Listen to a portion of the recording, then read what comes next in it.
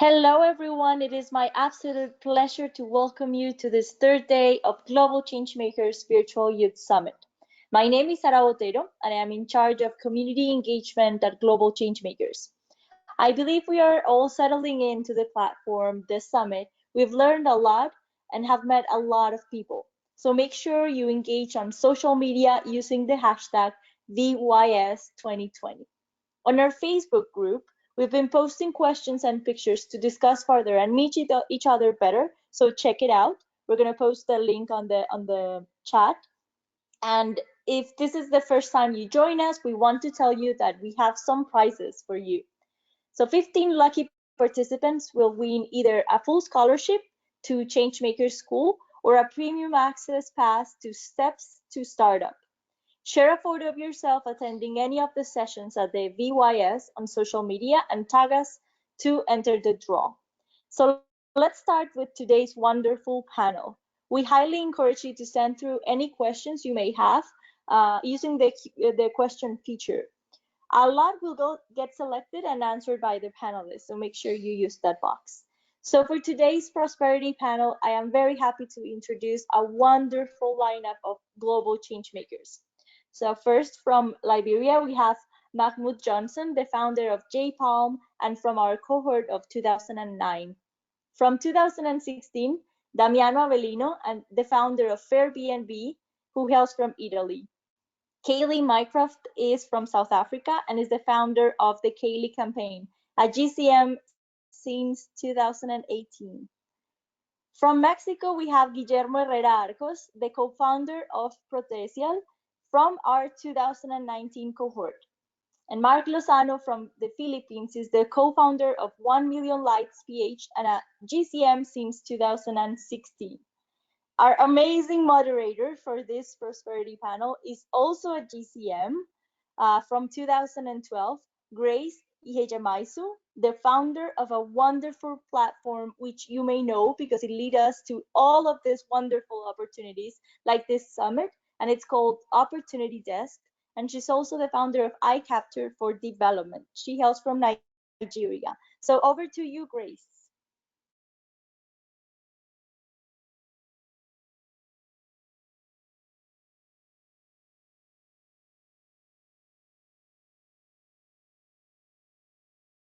Hi, Changemakers. It's an absolute pleasure to welcome you to the Prosperity panel. This is just one of 5 panels at the Virtual Youth Summit. And as you know, the theme for the summit is Educate to Action.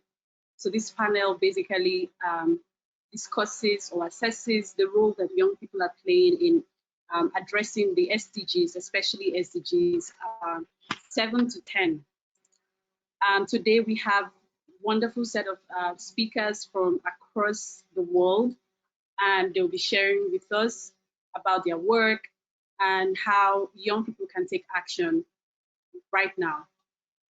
My name is Grace Ihejamaizu, and like I've been introduced, I am the founder of iCapture Center for Development, an after-school youth organization that focuses on educating, engaging, and empowering young people, especially out of school youth, with skills and tools to become leaders and entrepreneurs. And I also run a platform called opportunitydesk.org, which is unarguably the largest digital media platform that connects thousands of young people across the world to resources, global opportunities for growth and development. Today, we will start off by getting to know our speakers, starting from Guillermo to Charlie, to Damiano, to Mark, to Mahmoud. I'd like you to listen carefully. If you have questions, and this is to the participants, if you have questions, please leave them in the comment section. We will take your questions much later. So let's have each of our panelists give us a 1 to 2 minute introduction about themselves. Tell us what you do, the impact of your work, and what you're looking forward to. Sure. Hello, everyone. Thanks, everyone, for being here. I think here in the US and Canada and Mexico, it's kind of like early in the morning, so it's a Sunday, so it's great that you're all here. So my name is Guillermo Herrera. I'm from Mexico. Right now, I'm a researcher at the Center for Extreme Bionics at MIT, where I'm also doing a PhD. And basically, the work we do there is basically we're trying to figure out how to read and write information to the body, to create these interfaces, like seamless interfaces, so we can basically connect machines to the central nervous system or to the nervous system in general. And we're very interested in doing this because there's a bunch of disorders out there, like mobility disorder and a lot of stuff, and a lot of people that can benefit from this technology. So basically, we're kind of like taking the approach of doing research and technology development in these areas, so we can kind of like have an impact in this. And kind of like in the same line, I'm also the co-founder of Protesia, which is a company that right now it's in Mexico. And basically what we're doing is digital manufacturing of orthotic and prosthetic devices. And the main problem we're trying to solve is, the manufacturing of these devices is a very traditional, and it's very expensive. It takes a lot of time. And basically we're putting like a digital part into the whole process, so we can automate the whole process and make it more accurate, to have quantitative data, and have we're using 3D scanning technology, software and algorithms, so we can make these devices cheaper and ultimately enable the access of these devices to everyone who needs them, which is 1,000 people around the world. So I'm very excited to be here, and happy to answer any questions.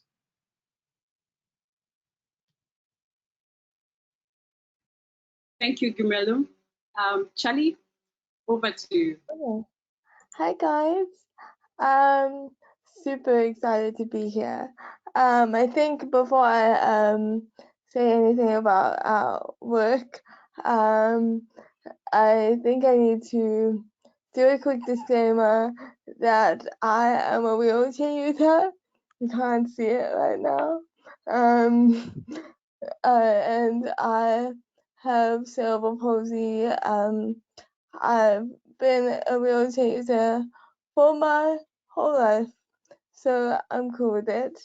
And our work, we started the Katie campaign 16 years ago, which is insane to me. Um, I was 9 years old, and we had a really simple goal of raising money for a motorized wheelchair so that I could be more active and more independent. And when we achieved that goal, we kind of it had to evolve because there was still more work to be done, and initially we were very focused on getting tangible things like assistive devices to people, and now our work is a lot more advocacy focused, because we've realized that if we don't raise awareness and we don't create a space where people are accepting of people with disabilities, then providing the tangible things like wheelchairs and is less supportive and helpful. Our whole ethos as an organization, what drives us is that we believe that anything that a non-disabled person has access to really easily without fighting, without questioning, a differently able person should have access to those things as well. And so it dictates our program, so we don't just work in one area, we don't just work with one type of disability. It's kind of like if you need something and you are a person with a disability or somebody who lives with somebody with a disability, speak to us and we'll make a plan and we'll figure out how we can work together. And I think that that's a really important thing to take forward into work that we do, is having a clear message that people with disabilities matter, and we have things to offer to society and skills that we've gained through our disabilities that are unique and can bring cool things. So that's me. Yeah. Thank you, Charlie. It was really nice to learn more about your work. Very inspiring. And to think that you started at a very young age, kudos. So before I come back to you, let's hear from Damiano. So thank you, Grace. I have to thank Global Changemakers in general, because I literally won't have started FairBnB if it wasn't for my participation in 2016 to the program. And basically, my name is Damiano Avellino. I am co-founder of FairBnB.co, and I work on platform cooperativism and other type of digital economies that can work for a broader amount of people, and so that don't extract value from the users. Basically, FairBnB.coop is a cooperative platform that let people rent and book accommodation, and that has the aim to make tourism a resource for both communities and the environment. In general, the platform works quite simple. From one hand, we try to reduce the negative impact on tourism. So the problem of this new type of short-term rentals, so renting your house and stuff like this, is that quickly it became a problem for some cities, especially those very historical, like or small, like Venice, Barcelona, Amsterdam, and so on, because it was a pressure on residential renting. So people were starting to rent only on tourists. So from one side, we try to limit that negative effect, but the other thing that we do is like that we keep the same commission as the other platforms, but half of this commission goes to social projects. So while you are traveling, basically you can give back to projects. So what we try to do is to connect before opening a new destination to Changemakers. If you want to reach, please do, that have projects and to possible partners, and with them we try to understand how to make tourism a resource that really it is for everyone there. So my main concern right now is to make sure that most people understand what are the challenges more in general with the platform economy. So, and how this might be one key things to address if we really want to change systematically the system and make sure that we have a huge impact with our action.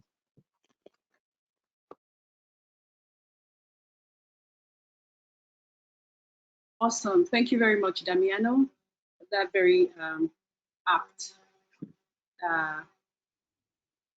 description of what you do. So let's listen to Mark. Mark, are you there? Yeah, I'm here. Hey guys, it's nice to meet all of you.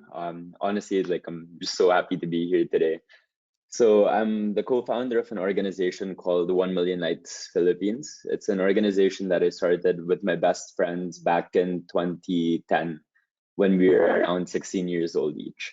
So the goal of the organization is to bring clean, safe, and affordable lighting to communities and families all across the Philippines and areas where they don't have access to electricity. We started earlier in 2010, and up to now, we've done about 80 different projects around the country.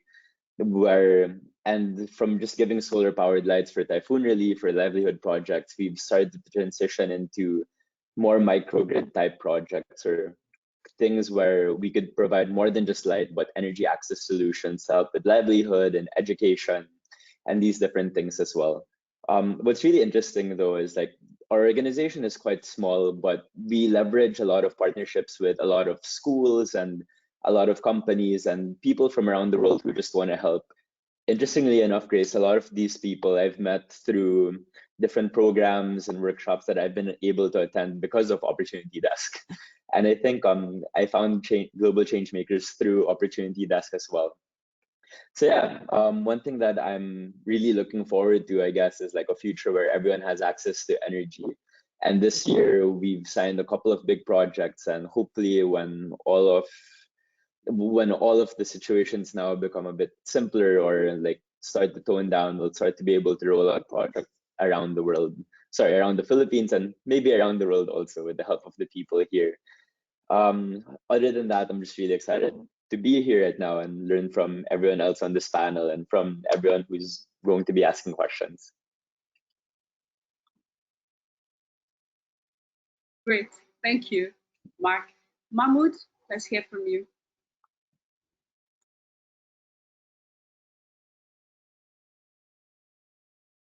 You need to unmute your mic, Mahmoud. We cannot hear you. Sorry about that. Hi, everyone. My name is Mahmoud Johnson, and I'm from Liberia. I've been a global change maker since 2009. I attended the Africa Youth Conference in Cape Town, and since then I've been part of the network. Currently, I run a company in Liberia called J-Palm Liberia. And what we are trying to do is to create market access for smallholder palm oil farmers in Liberia and across West Africa. And I know that palm oil generally has a bad reputation internationally because each time when people hear about palm oil, we tend to think about the large multinational firms that are cutting down rainforests and destroying animal habitats to plant palm. But what often doesn't get told is the fact that oil palm originates from West Africa. These palm trees grow naturally in the wild without anyone really having to plant these palm trees.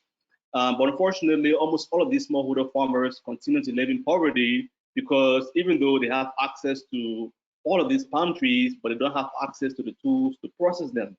They have to use their bare hands to manually extract the palm oil, which results in about 50% lower oil yield. And then on top of that, the palm kernels, the oil seed, is almost all wasted because, again, there are no markets for palm kernels. So when we started, the idea was to provide access to machinery in rural areas so that when farmers harvest the palm, they can use these machines, which reduce the processing time by about 90% and increase their yields by about 50%. So it helps them increase their income by more than 250%. And then we now take these palm kernels and we use them to process them into a range of skin and hair care products. I actually have a few samples right here I can show. So this is we have oils, we have lotions, we have soaps, shampoos, and conditioners. And the reason why we do this is really to be able to sustain the model so that as consumers buy these products, we are able to guarantee a fair price to the farmers for the produce. And then on top of that, we've also, over the past few years, have been able to create a lot of jobs for young people. At one point in time, we had 500 young people working as sales reps who take these products. They get a few days of training and they take these products and they go door to door and sell the products to consumers and earn a commission that they're able to sustain themselves, send themselves to school, take care of their families, take care of their kids.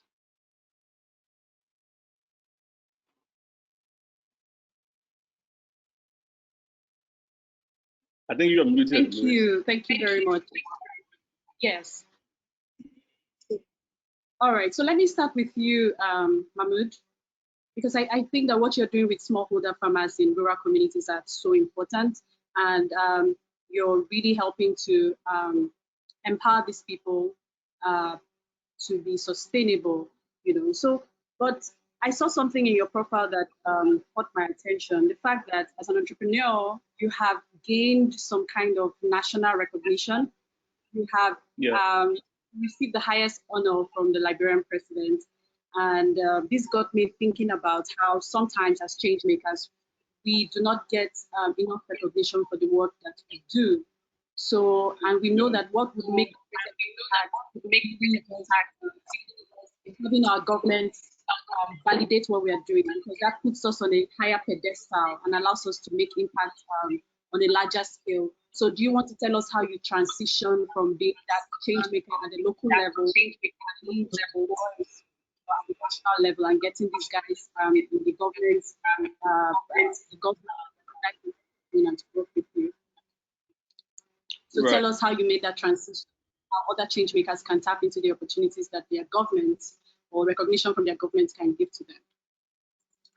Yes, yes, yes. Thank you for that question. And I mean, you're right. Most times, especially as young people, we don't necessarily get the kind of recognition that can take our ideas and take our ventures to the next level. Um, for me, fundamentally, it was all about the work. It was about focusing on really understanding what the challenges the farmers were facing. So when I started the business for the first year, I was all out in the field. I slept in the farmers' houses. I've been to their farms. I've seen how they process the oils.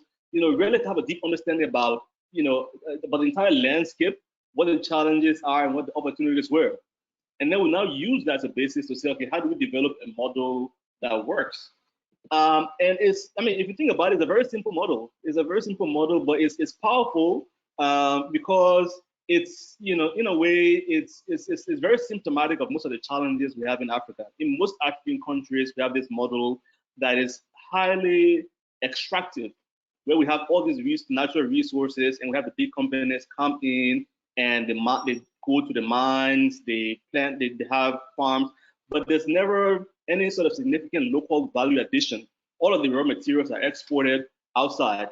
And so as a result of that, we have so many young people who don't have access to jobs because there aren't that many economic activities happening locally. On top of that, farmers don't really receive a fair price for the produce because, I mean, oftentimes you only have a single buyer who gets to determine what the price is. And so what we were doing, I think one of the reasons why we're able to get some attention is because what we're doing, in a way, sent a message to the government to say, look, if we can take something as simple as palm kernels, and it's difficult for those who are not familiar with palm kernels. I'm sure Grace, we can relate to this because you have palm kernels in Nigeria. But palm kernels in most African countries or most West African countries are seen as waste. There's absolutely no use for it. So the fact that we can take palm kernels and transform it into this business that over the years has employed more than 600 people and generates revenues, and we work with more than 500 smallholder farmers, I think send a message to the government and to everyone else to say, look, if we can do this with palm kernels, imagine what we could do with mining, imagine what we could do with rice, imagine what we could do with all this arable land around us. And so in a way, it was sort of aspirational to everyone else that, look, this is a very simple, but it's also a very powerful idea. And it's very clear that these are the kinds of business models that we need to really transform the continent. Because as our business grows, so many smallholder farmers just benefit just by the fact that we are growing as a business. There's nothing else extra that needs to be done. And I think that these are the kinds of business models that we need for the future. Thank you so much. So from what you're saying, it's important that as entrepreneurs, social entrepreneurs, we have a clear and simple model, a model that the government understands, a model that even the people understand. So if it's clear, then people can buy into it. And then you've also said that your team made a deliberate effort to reach the government and communicate this message to them and show them how very simple local products you were able to transform that into something economically viable, solving the problem of unemployment, and just really creating some kind of transformation. So I think it's important. Thank you for sharing that. As we do our work, we see what the social impact of the work we do is and how that can be transformed into something economically viable and attractive to the government so that they can support us. All right. Exactly. So Charlie, let me quickly come to, because I find your work very interesting. Not many people in your position would do half the things that you do. So I just want to know, Charlie, what inspired you beyond your present your present circumstances? What deeply inspired you to start up your own organization? What inspired you to do this kind of work that you do now? I want to be able to draw lessons from that, from your own experiences, and hopefully it would fire up someone somewhere to look beyond their present circumstances and make change happen. Yeah. I think that I don't like talking about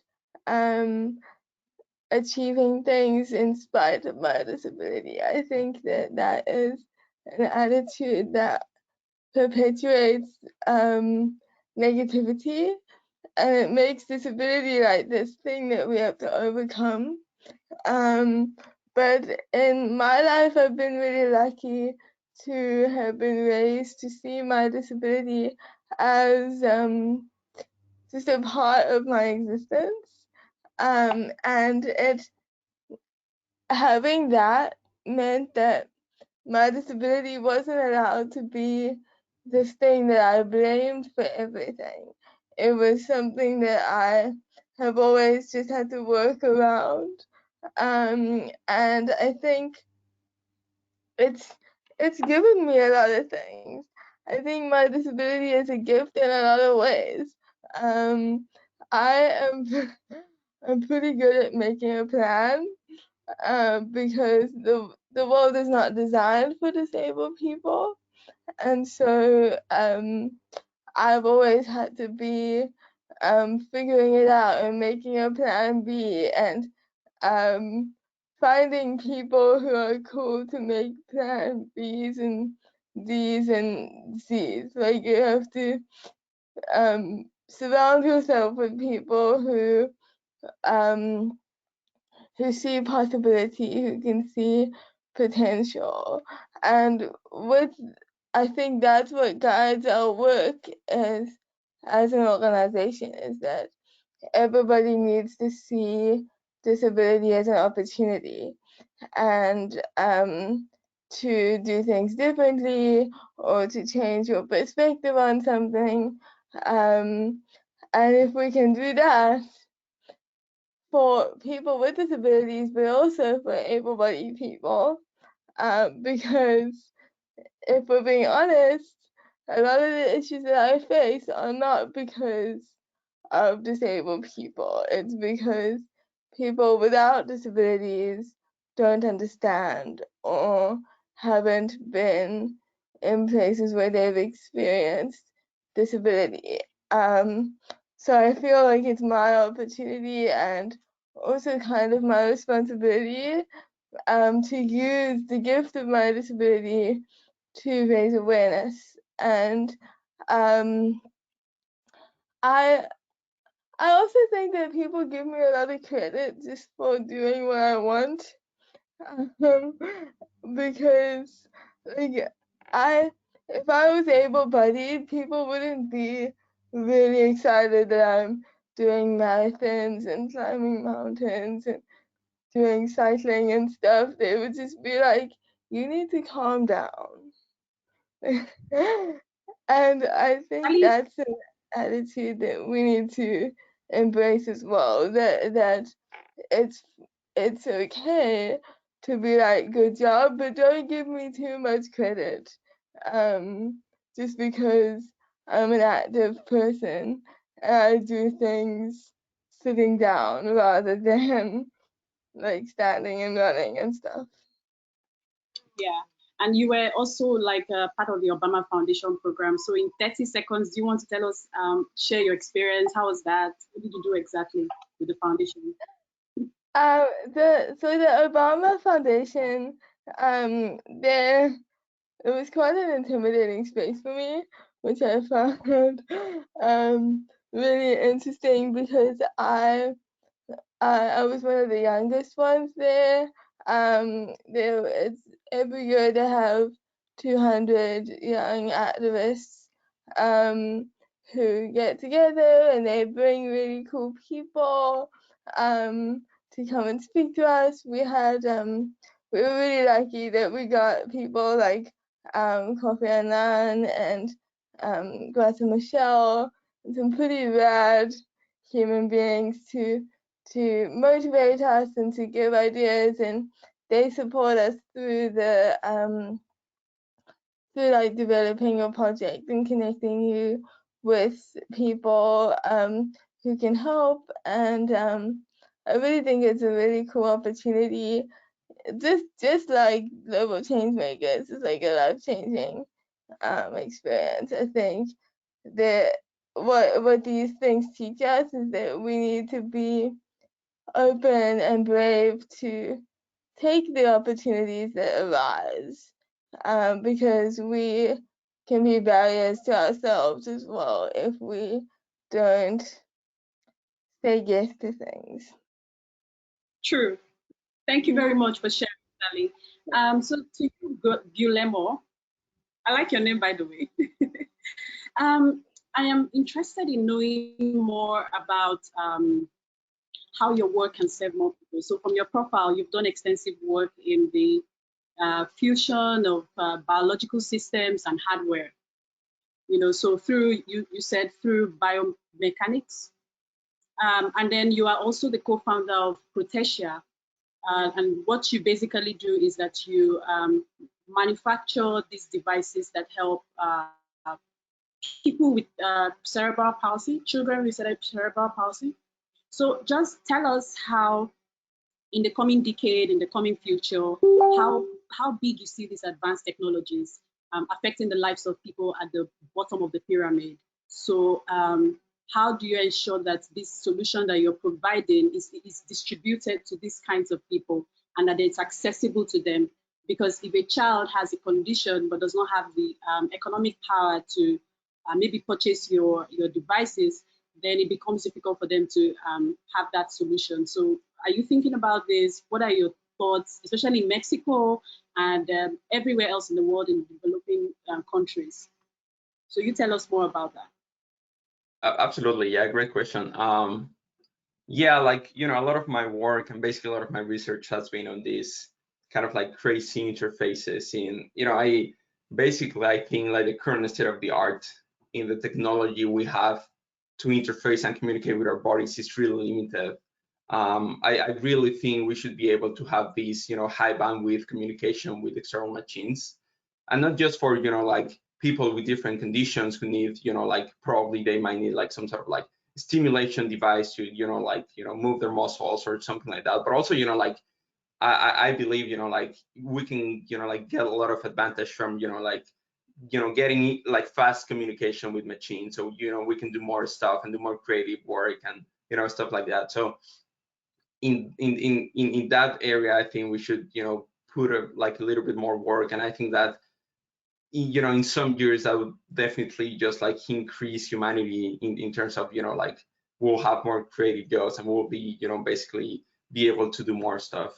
And like on one side, I like the work I do at the company is basically trying to, how do we make sure that all of this technology, like gets into the people, and that has been kind of like challenging, mainly, because we're in the realm of, like in Mexico, basically all of the devices we have delivered, they're in Mexico, and basically the acquisition power of people there is not like as high as, like in other places, or in general, like, disability, basically it's like the combination for people of, like not having a job and, not having like a great, like economic growth, so they don't have, this acquisition power to buy the devices they need to get rehabilitation. So basically, we're trying to solve that in the same way, like in the kind of like in the same line where I do my research, and I think that through technology we can really democratize these devices. So as one example, we make orthotic devices, which basically are these devices that, help people mechanically correct their limbs before, especially when they're a very young age. So after that, they can have, their foot in their, in the biomechanical position that is correct, and they can start their rehabilitation for walking and stuff, which is very important if they're at a very precise time in their life. So usually these devices in the US, for example, and Mexico, they're around, like something around $400 and $700 each device. And we are doing them at a fraction of the cost. We're doing them at around $50 to $100, which is just a significantly, decrease in the costs. And also we're making these devices the way they should be made. The traditional manufacturing of these devices is just not done in the right way. Basically, the devices don't fit the children. Basically, the devices don't do the job they should do in terms of how they, mechanically correct limbs of the children.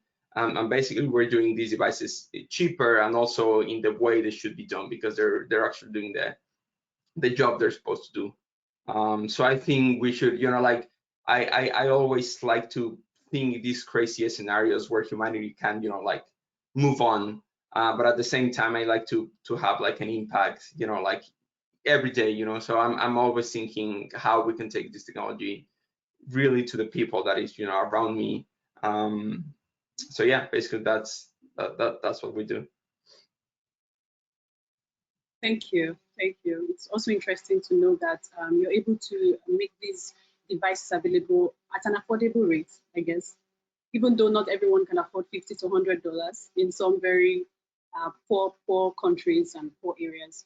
But thank you. It's a question to keep thinking about, so that as developers, we're not just excited about the possibility of tech solving a problem, but we're also very intentional about how that tech solution really impacts the lives of the people it's created for.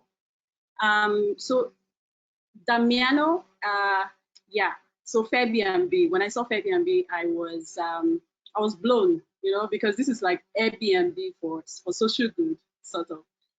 So my question to you is more general, because there are entrepreneurs who are currently affected by the current pandemic, and I know that for you, your travel app also is affected. So I want you to shed some light on how you think entrepreneurs like yourself can adapt to the effects of this pandemic so that you remain relevant. So after COVID-19, what happens to Airbnb, and what happens to any other startup out there that you know, is in this kind of industry, travel, education, any kind of industry that is currently affected by the present crisis? Because I see that you're trying to marry Silicon Valley textile with society's problems, but now the pandemic is affecting the society itself on a very large scale. So what kind of models do you think that entrepreneurs can model, or what are you doing with Airbnb that to keep it relevant after the pandemic? Thank you. So let's say I think that there are two layers. One is what we are doing with our platform to deal with this particular situation, and then there is the macro level of what is happening that is huge, and is not the transformative potential. It won't just ends up to the entrepreneurial part, but the whole society. So for us, for what we are doing, clearly we have been. For us, it was really bad, but we are trying to understand how it will change, for example, tourism in the coming year, in the coming months. So probably people will tend more to travel close. People will feel different about travel. They will do it probably with a different spirit. Travel is a huge industry. It accounts for almost 10% of the GDP globally. And so, like, this is a huge chance really to make it sustainable, to make travel sustainable. And what we are trying to do, for example, adapting, is trying to understand how the demand will change. So, for example, we are introducing some stuff that is similar to experiences that you can do around the cities through and thanks to social projects. But also thinking how can we expand, because it's not just about traveling, but what we try to do is we try to be a platform that let people collaborate and cooperate at an higher level. To me, it's really important to think about the complexity of the world that we live in.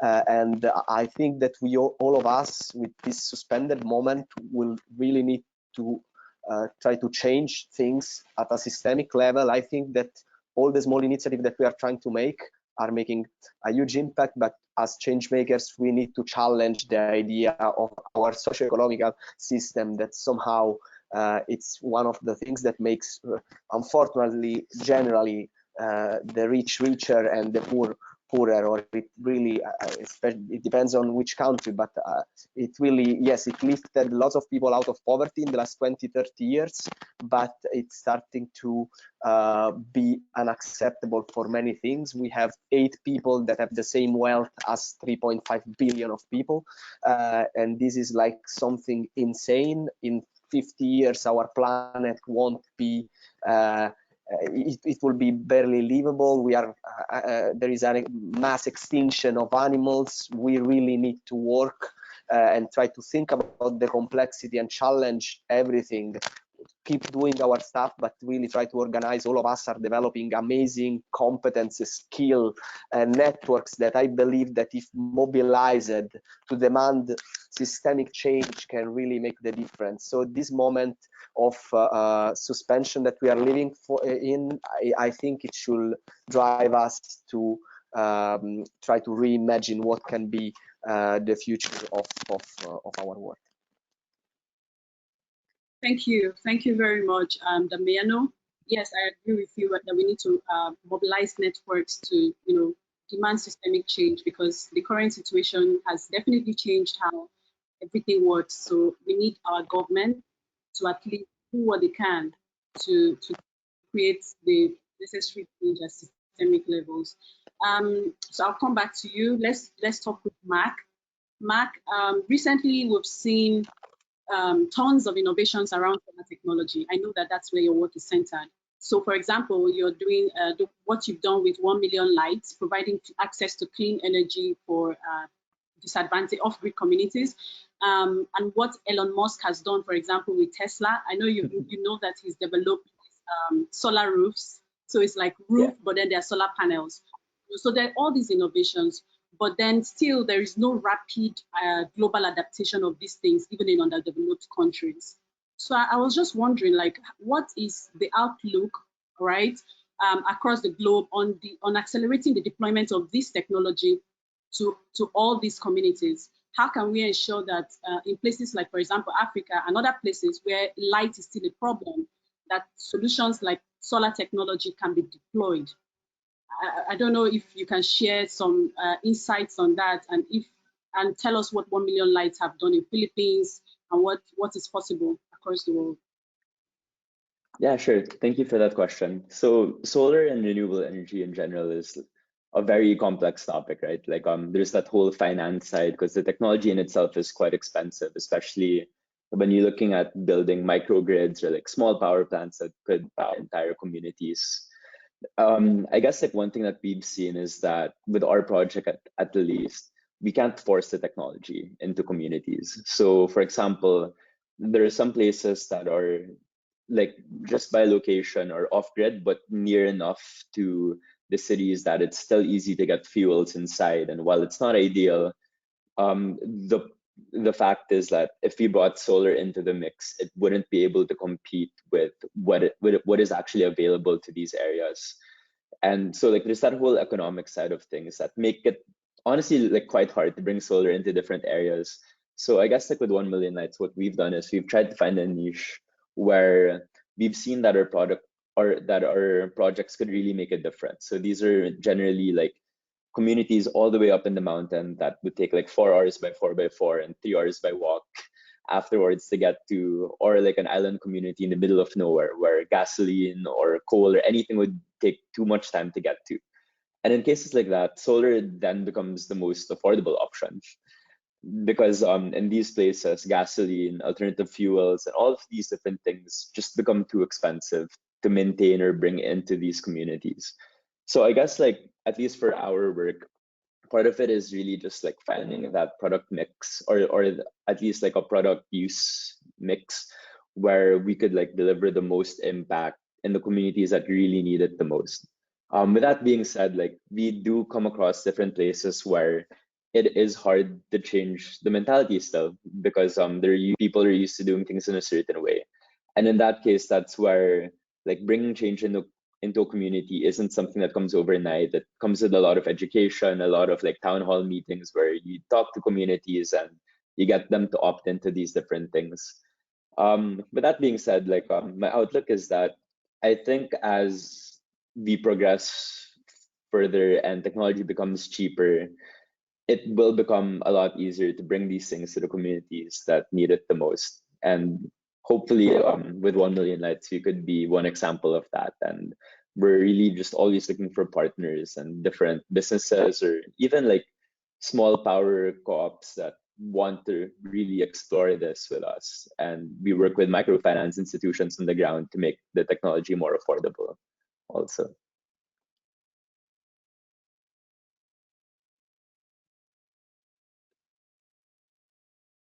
Awesome, thank you, Mark. And I'm wondering, have you worked with the government on this? And whether you have or not, what role do you think that the government can play in accelerating?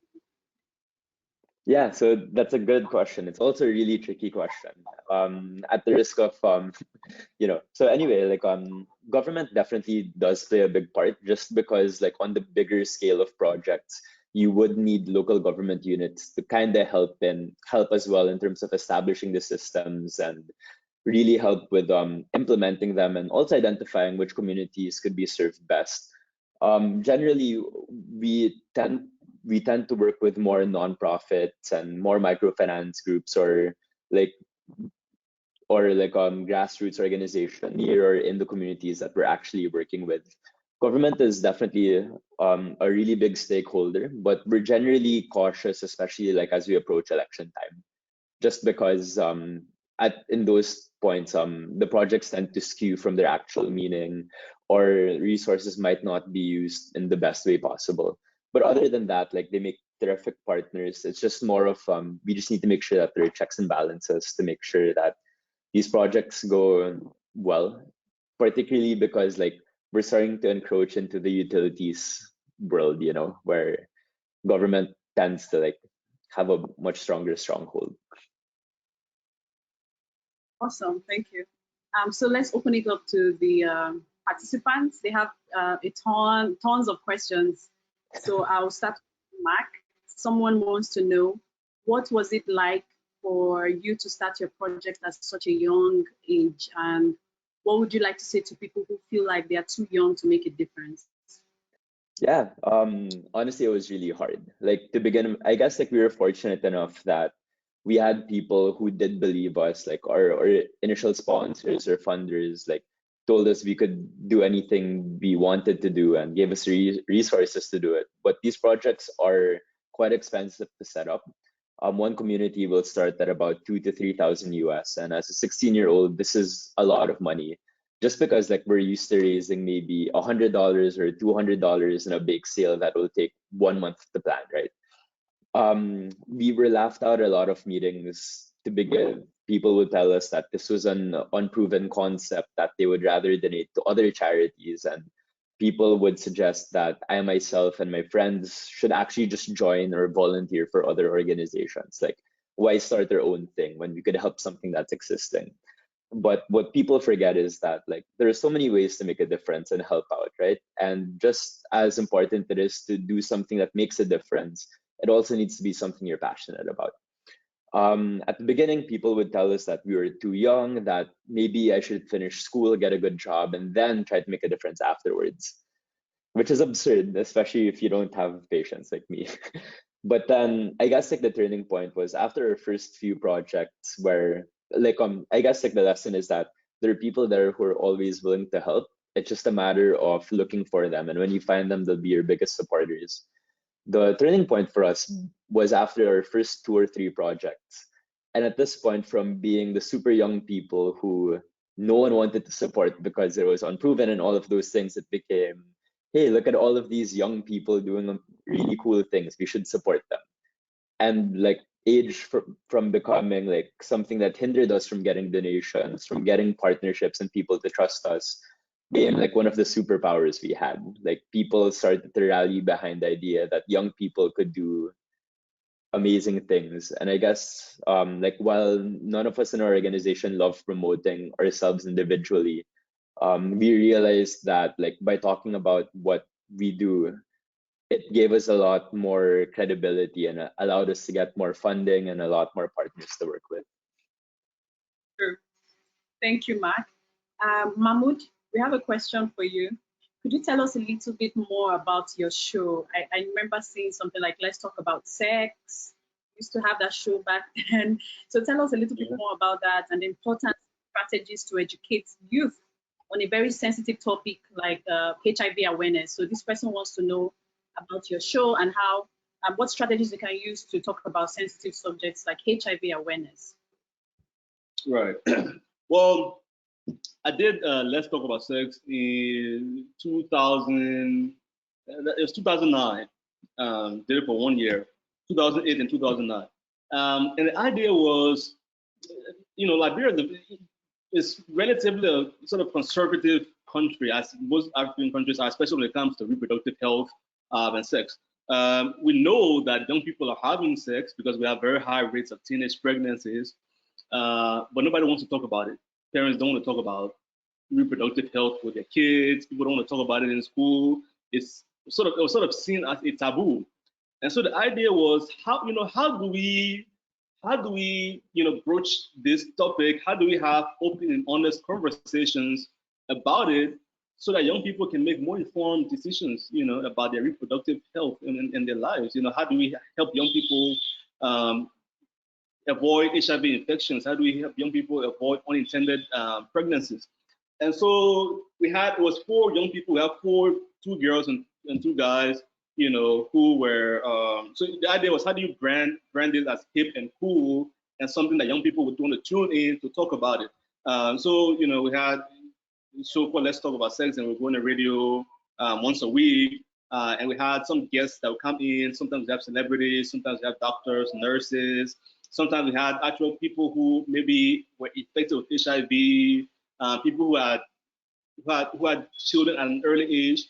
And the idea was just to have a very public conversation, so that young people can have all the information that they need to be able to make more informed decisions. And then eventually we started doing more sort of activations and outreach, like we have a basketball tournament, and then at the basketball tournament we have a testing center where people can go and get tested for HIV. We had different kinds of events and activities to really draw young people. So it was really a conversation between or amongst young people about this topic that the older people they want to talk about.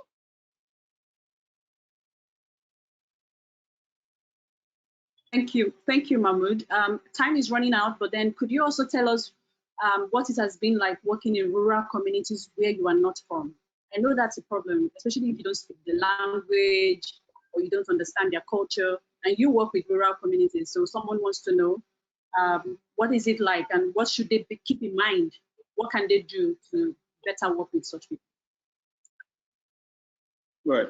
One insight that's been very important for us, and we sort of see this now on a large scale. We have a large influencer culture. You have people on Instagram, and in any community, in any society, there are always people in that community that have some level of influence, that understand the culture, that know where to go to get certain things done.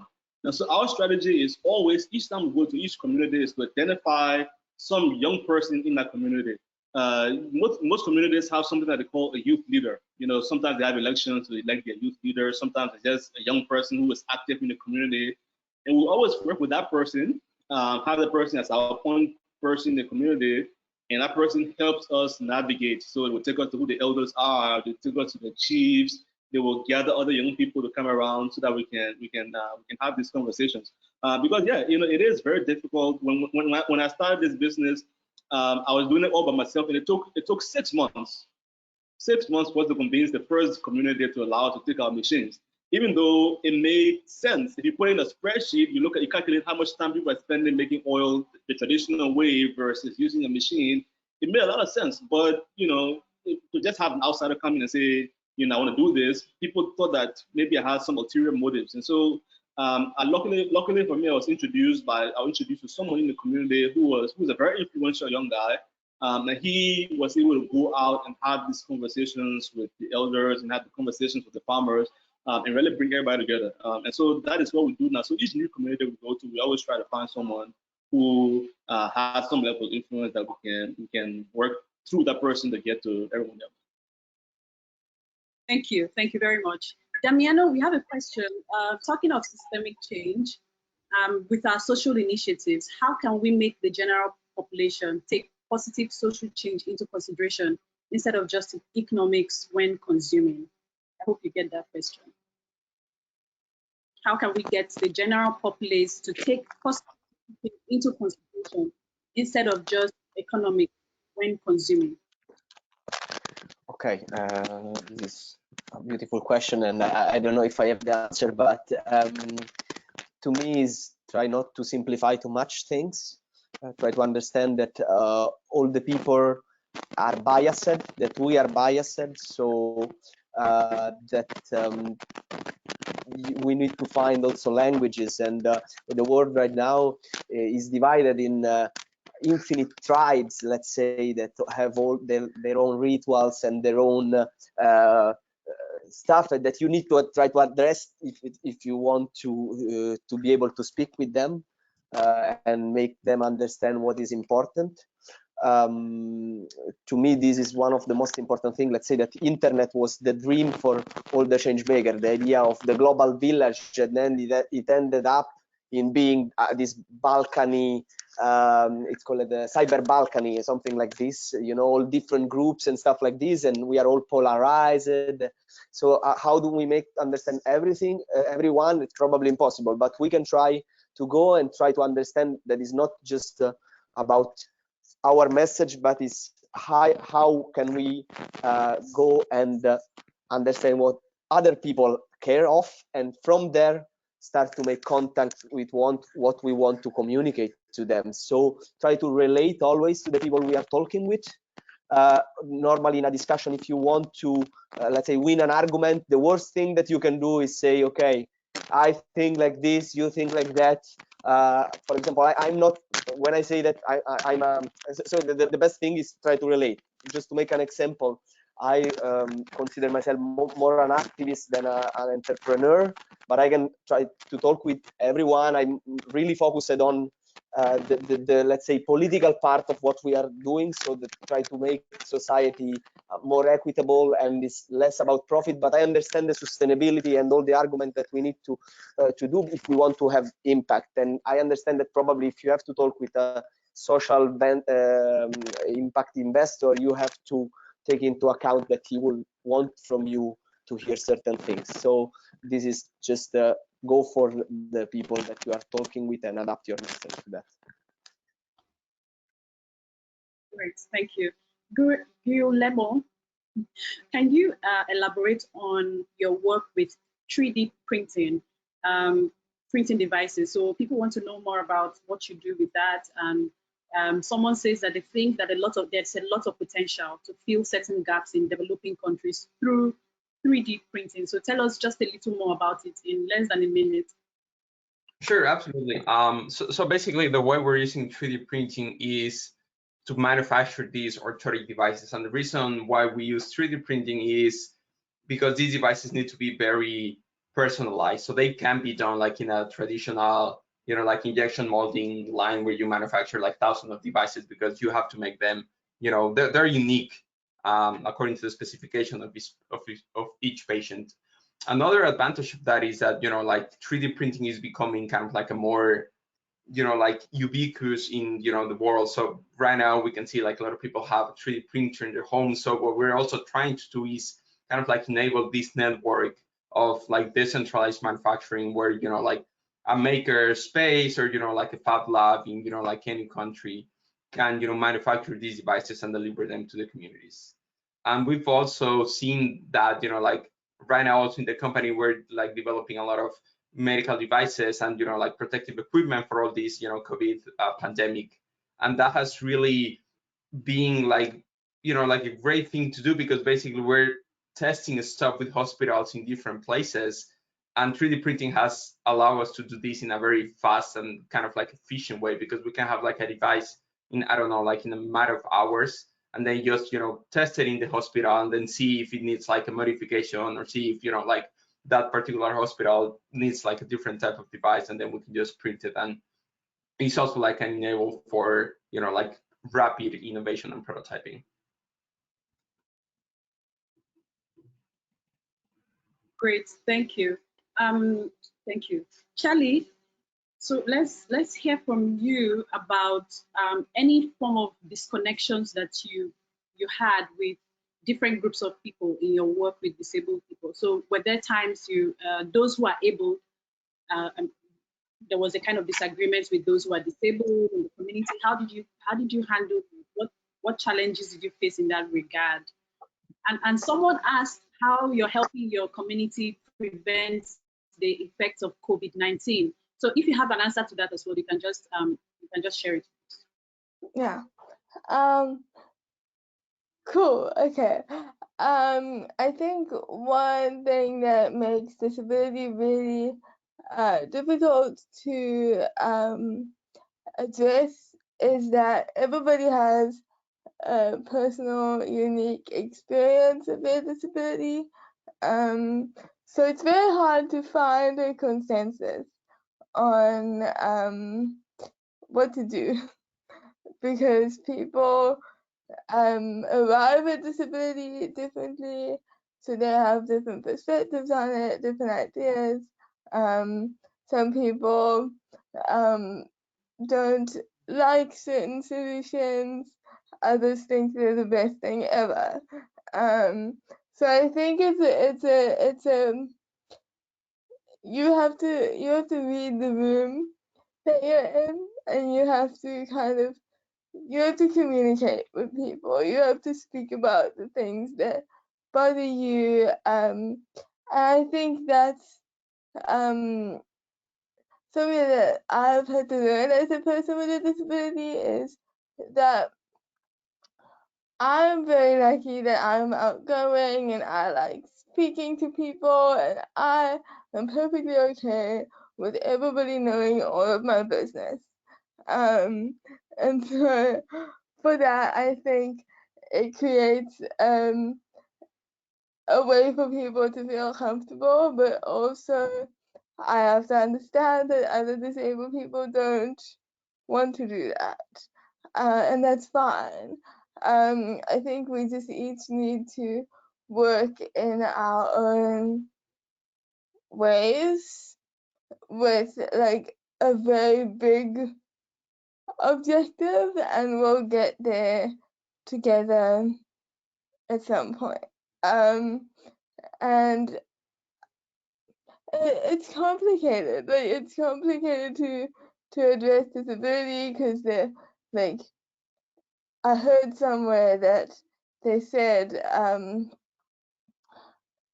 there are as many different disabilities as there are disabled people.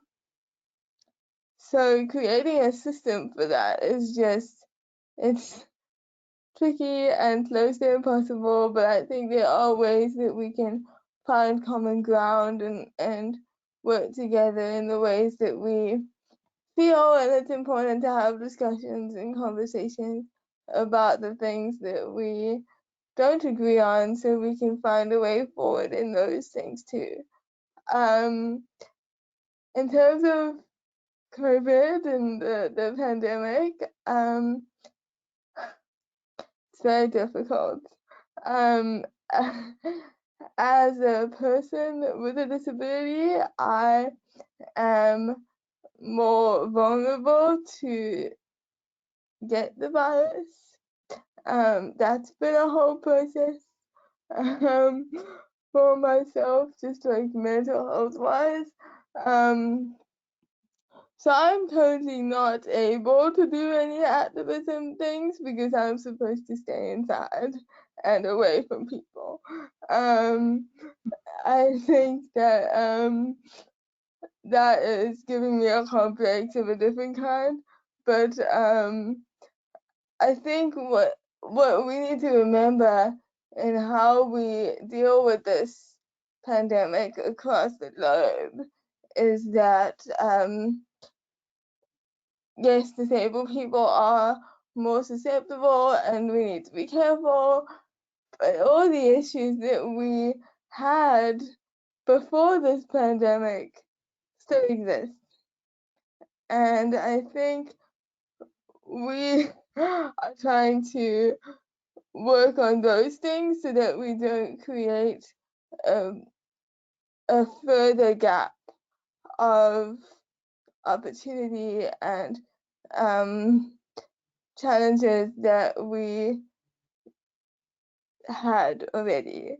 I think it's important to continue the work that we were doing and then finding new ways of connecting with people and to keep people safe. Absolutely. Thank you, Yeah. Charlie. So I just have one last question for everyone. So I like you to think about it as I ask Gimelo his last question for today. So what is that one advice you would give to your younger self when you started your project? So think about when you started this journey. And I'm sure you've gone through lots of challenges. There's been obstacles that you have managed to overcome. So tell us that one advice. If you could start all over again, what is that one thing that you've learned that you tell your younger self? So there are lots of change makers watching this right now, and I'm sure they can take a leaf from some of those things that you think are lessons that you've learned in your journey as a change maker. So while you think about your responses, which should be kept to less than 60 seconds each, Dumelo, we have just one last question for you. You're currently a research assistant at MIT Media Lab, and someone wants to know if you believe that the world gives enough support to researchers. And if you think that they don't, well, how can we effectively gain support with our research and our innovative ideas? A lot of people just do these things and then it gets done. It just gets published in a journal and that's it. Nothing really happens afterwards. So what is your thoughts about the kind of support that researchers need to get so that their innovations become a reality? And then as you answer, you could just tell us what your last advice is, and then we go around. Sure, absolutely. Yeah, I think that's a great point. Like basically the currency in research and in academia is the number of papers you publish, which I understand that is a way to show like the work you have done, and like to prove that you use like a particular method and scientific method to prove whatever hypothesis or whatever device you're building. But I do agree there's like kind of like a like gap between how you take a paper to a like a company or like a nonprofit, or how you take it to people. And like on that end, I think like if people I think research is really important, like basically to find these new ways of doing stuff. And I think like people who are working in communities can have like a really good match with like people who is just like in a lab or like in a university, because like people in the community understand the problems and will know how to effectively take a technology into community, while in the other side these people know how to build the technology. So I think there's like one of the ways we can kind of like promote this interaction is to put these two people together, because usually researchers are not like in the field. Usually they're not in the communities, talking to the people and knowing what's going there. So I think that's one way to do it. And also kind of like answering the question, research is not, it doesn't only happen like in universities.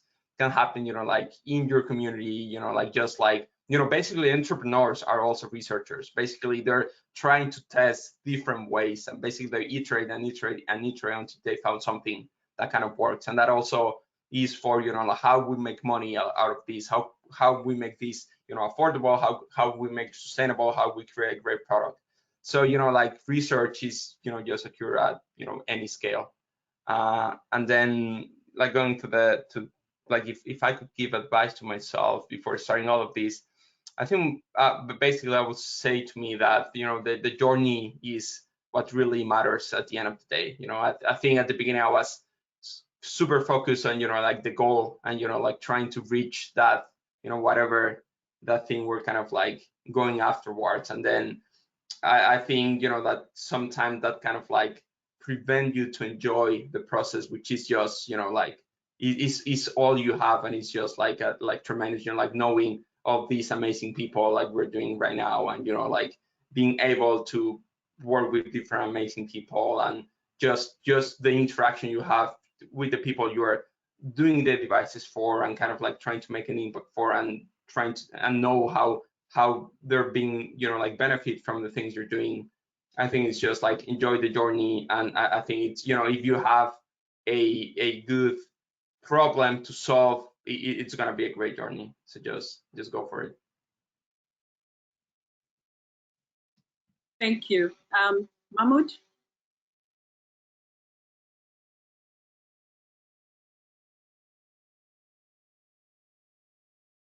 Say to myself, maybe when I was starting out is to just be more patient.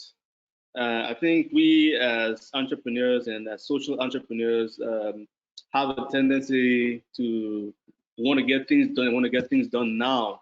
And for me, I made the mistake where I wanted to get certain things done immediately to the extent where it was like I have to do this at all costs. And the cost for that is that you oftentimes end up making the wrong decision. For example, you say, okay, I think it's about time to hire a chief marketing officer. So I'm going to hire a chief marketing officer at the end of this month. And you get maybe some applications and you review them, and maybe nobody quite fits what you're looking for, but you need to hire that person. So you will hire that person, or you want to enter into a certain community and you don't you have a certain timeline and you don't. I mean, there may be all kinds of warning signs, but you still go ahead and do that, and then it backfires. So I think in my experience, many times when we have delays or when we have pushback, it may be a signal to just take a break and really reevaluate what's going on here and try to figure out what we can learn from that instead of always trying to power through and try to push through. Because sometimes when we make those things, we most times end up making bad decisions. Thank you. Damiano? Yes, I completely agree with the two advice before. I think that, and I will add a little bit on that. I think that as change makers, like, you tend always to really want to push yourself so much, and also sometimes you pretend too much from yourself. And also we have the tendency of becoming somehow our projects. So I think this is really risky sometimes, because sometimes if then the project doesn't see or look how you expect it to, you feel bad. So you are not your project. Clearly it's something that you care probably as a things that is unique, but really it's a little bit of detachment can help in this. Also, not judge yourself too much. Like, okay, we try to be coherent, but we cannot be fully coherent. Is all right. Just as was saying before, try to enjoy the journey. You will definitely learn, even if stuff don't go the right way. You will always be a person with amazing values that met amazing people that you can do and restart again. Every idea will look for you like the biggest idea ever. Probably in the course of your time you will have other types of this idea. So just, it will be tough, and try to resist, but don't take it too much on yourself. Thank you, Damiano. Mark?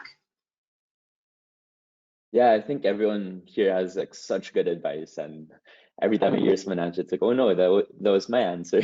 But anyway, I guess like one thing that I would tell my younger self is to not underestimate the power of partnerships and being able to work with other people.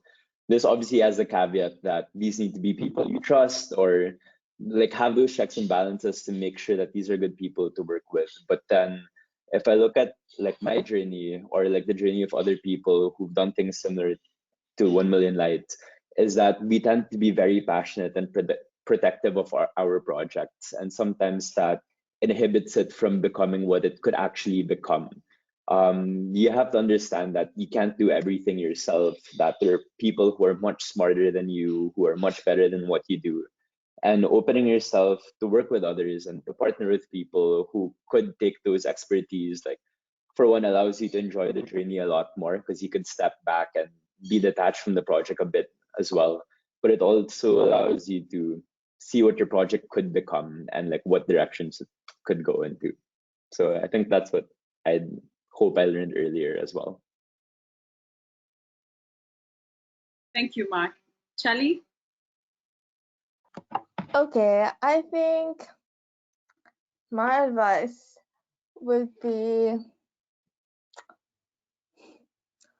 I think it would be to continue to be brave, because as activists and as change makers, we have to believe fully in what we're doing to get other people to believe in what we're doing, and that can fade sometimes, and we kind of can get into difficult situations, and you want to take the safe option sometimes. And I think we just need to be brave and back ourselves and say, like, it's gonna work, and if it doesn't work, then we'll find a way through and we'll figure it out. I think that's a lesson that I've learned in my activism, but also just in my life as a disabled person, that we have to be brave and we have to be willing to be vulnerable and let people in to our space, because if we do that, then we are enriching our stories, and we're also enriching the lives of the people that we get to engage with. So yeah, pray for me, Thank you everyone. very much. Thank you, everyone. So just to add before I close the panel, that for me, if I was to give myself an advice, and this is to all change makers out there, I would say be resilient in the face of challenges, because there will come. Several times I've thought about giving up or questioned why I even started in the first place. But then I realized that I could spend that time thinking about solutions, coming up with innovative ways of solving problems. So that is to you. So thank you, Guillermo. Guillermo says the journey is what really matters. And Mahmoud says be more patient. Mark says do not underestimate the power of partnerships and collaborations. And Damiano says you are not your project. You know, a little bit of detachment from your project can help you see better and help your project grow. So don't push yourself too much, don't judge yourself too much, just enjoy the journey. And Charlie says be brave, be brave. Thank you, everyone. Thank you so much, Guillermo. Thank you, Charlie. Thank you, Damiano. Thank you, Mark. And thank you very much, Mahmoud. It's been a very insightful session. I learned a lot. And thank you for the amazing work you're doing at different levels. It's really such a humbling privilege for me to be the one to moderate this session and to get to talk to all of you. So I wish you the very best. And I'm sure that our change makers today have gained quite a lot from you. Everyone is saying thank you. You're all superstars. So grateful. From the GCN family, we are grateful. So the next session for all those who are watching is the networking session. So get yourself ready and join that session. Thank you and have a blessed rest of the day. Bye. Thank you very much. Thank you so much. I know that we're all clapping from home. What an incredible stars we had the opportunity to meet here today. Thank you so much, Grace, for your questions and for facilitating this session. Kaylee, Mahmoud, Mark, Damiano, Guillermo, thank you. You guys are rock stars, and the work you're doing is amazing. Thank you for donating your time, for being here, for sharing. I would also like to thank all of the participants for joining live or watching the recordings. Check your email because you will get all the recordings and access for it.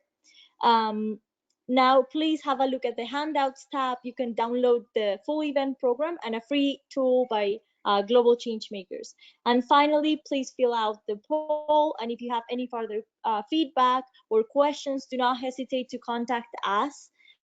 And we really hope you enjoy the rest of the summit and take the most out of this wonderful opportunity. Thank you so much. Thank you, Sarah. Thank you, everyone. Thanks, guys. See you soon. Thank you. Ciao, ciao. Cheers.